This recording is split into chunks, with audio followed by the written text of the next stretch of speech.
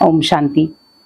बहुत सारे लोग कहते हैं कि हमने जीवन में बहुत बुरे कर्म किए, पछतावा भी होता है, लेकिन हम उसे भूलें कैसे।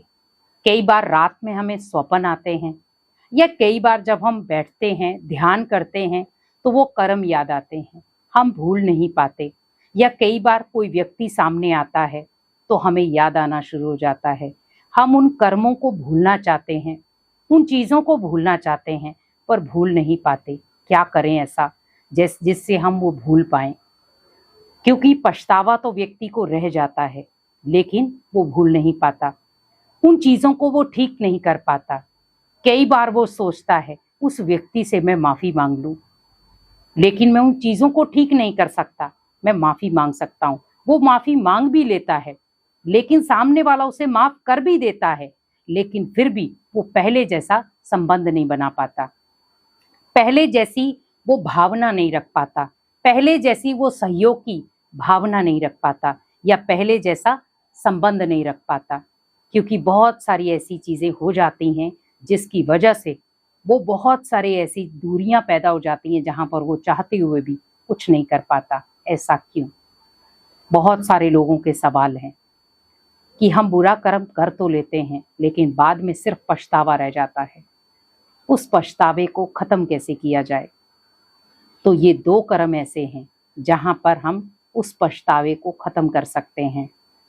उस पछतावे को हमें खत्म करने के लिए पहले हमें उस भाव को समझना है, क्योंकि भगवान हमेशा कहते हैं कि बच्चे, वाइब्रेशन एक ऐसी चीज है जो हमेशा हमें नकारात्मकता से सकारात्मकता की ओर ले जाती है। और जब हम किसी भी नेगेटिविटी के शिकार होते हैं तो वहां पर हमें प्रभु चिंतन करना है। सब बातें भगवान को सौंप दो। जब आपको लगे कि मैं कुछ नहीं कर पा रहा हूँ, मेरे हाथ में कुछ नहीं है, मैं कुछ संभाल नहीं पा रहा हूँ, वहाँ सब बातें भगवान को सौंप दो, क्योंकि भगवान से बड़ा कोई नहीं। जब आपको लग रहा है कि मैं इस बात को संभाल नहीं पा रहा हूँ, इस चीज को सॉर्ट आउट नहीं कर पा रहा हूँ, आप भगवान को दे दो और भगवान को बीच में फैसले के लिए रख दो। जब भगवान को आपने बीचों बीच रख दिया तो भगवान उसका निवारण करेगा। भगवान को दे दो। जब आपने भगवान को सब कुछ सौंप दिया तो भगवान बैठा है, और वहां पर आपको क्या करना है? उस आत्मा को सच्चे दिल से दुआएं दो कि हे आत्मा, आप बहुत अच्छे हो, मैंने आपके साथ कारणे अकारणे बहुत गलत किया, मैंने अपने अहंकार के वश, अपनी लालसा के वश, अपने अभिमान के वश बहुत गलत किया आपके साथ। मैंने सोचा नहीं था इसका परिणाम, लेकिन मैंने कर दिया। बहुत सारे लोगों के वश होकर मैंने कर दिया, आपको बहुत ठेस पहुंची। मैं आपसे क्षमा मांगता हूँ। आप बहुत अच्छे हो, आपकी भावना बहुत अच्छी थी, लेकिन अब मैं आगे से ऐसा कुछ नहीं करूँगा। आप परमात्मा के बच्चे हो, आप परमात्मा के शांति दूत हो, आप हमें आगे से गाइड करो। तो मीन्स आप जब उन आत्माओं के लिए शुभ भावना क्रिएट करेंगे तो वो आत्माएं धीरे धीरे उन शुभ भावनाओं को अपने अंदर लेंगी, क्योंकि वो जब नेगेटिविटी उनके अंदर से जाएगी, क्योंकि जब आप किसी को नेगेटिविटी देते हैं तो वो ऑलरेडी आत्माएं नेगेटिविटी लेती हैं। कहते हैं ना, दुआएं दो और दुआएं लो। तो हमें उन आत्माओं को दुआएं देनी है, बहुत अच्छी आत्माएं, बहुत अच्छी आत्माएं, बहुत अच्छी आत्माएं। वाइब्रेशन। दूसरा है सहयोग। जहां पर भी आपको लगता है कि उन आत्माओं को सहयोग की जरूरत है, सहयोग करो। सहयोग जरूरी नहीं है, क्योंकि उस समय वो आत्माएं तो आपका सहयोग लेंगी नहीं, तो उस समय मन सा सहयोग करो।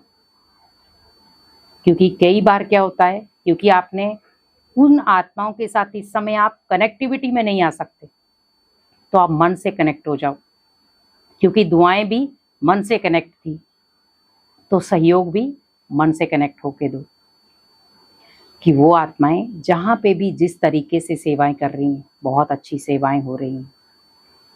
तो मीन्स सहयोग की भावना आप गुप्त रूप में भी कर सकते हैं।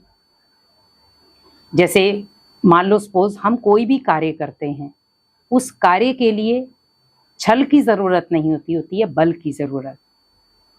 और जब हम बल को लेकर चलते हैं तो बल हमें शक्ति देता है, और शक्तिशाली आत्मा संकल्पों से होती है, और संकल्पों में बहुत बड़ी पावर है। तो हमें उस पावर को यूज करना है, और भगवान हमें वही पावर देता है। तो दुआओं में विल पावर है।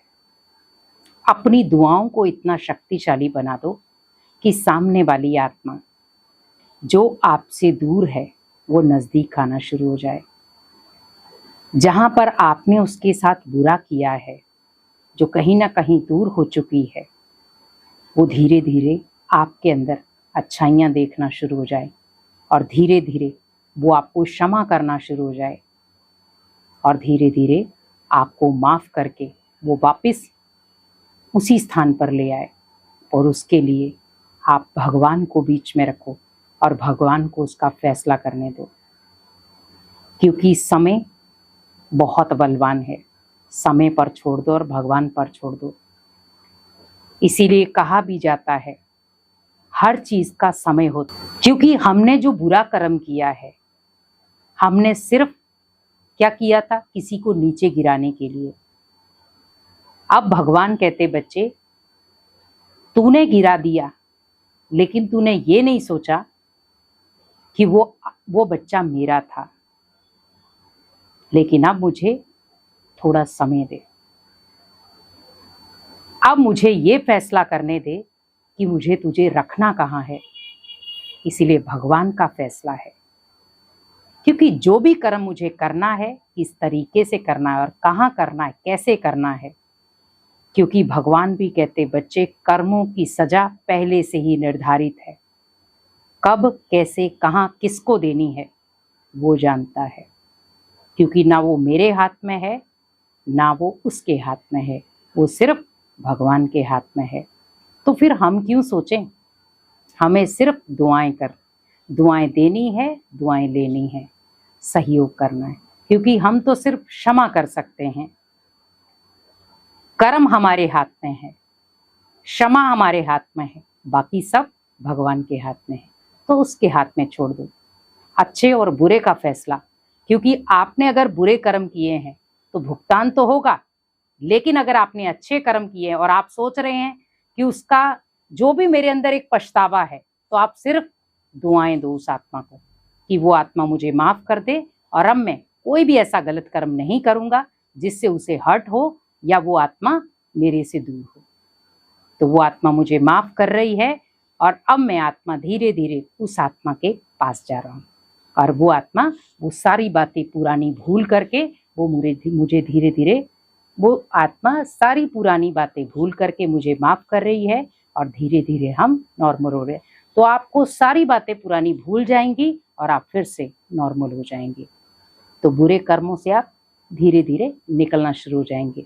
तो आप मेडिटेशन का सहारा लें। अगर आपको बार बार पुरानी बुरे कर्म याद आ रहे हैं या पुरानी बातें याद आ रही हैं, तो आप मेडिटेशन का सहारा लें, और अपनी जो भी विचारधारा है, जो भी ये पुरानी बातें हैं जो आपको स्वप्न में भी याद आ रही हैं, तो आप सब बातें वो भगवान को बताएं और अपने मन को हल्का करें, और बिल्कुल हल्के रिलैक्स होकर के वो भगवान को सुना करके, हल्के होकर के आप अपनी दिनचर्या को थोड़ा चेंज करें, और भगवान को बता करके बिल्कुल रिलैक्स होकर के अपनी दिनचर्या में थोड़ी चेंजिंग लाकर, अपने आप को थोड़ा चेंज ला करके मेडिटेशन को बीच में सेट करें कि मुझे बीच बीच में मेडिटेशन करना है। रात को सोने से पहले 15 मिनट मेडिटेशन करना है, ताकि आप रात को सोते समय जब सोने से पहले मेडिटेशन करेंगे तो उससे ज़्यादा आपको फ़ायदा मिलेगा, ताकि आप उस चीज़ को समझ पाएँ, ताकि आप रिलैक्स होकर सो पाएँ, और फिर आप उन कर्मों को भी समझ पाएँ कि मैंने किस तरीके से वो कर्म को किया, और किस तरीके से उस कर्मों का जो हिसाब किताब है वो मुझे समझना है। तो आप किसी भी प्रकार का कोई भी गलत स्वप्न नहीं आएगा। ओम शांति।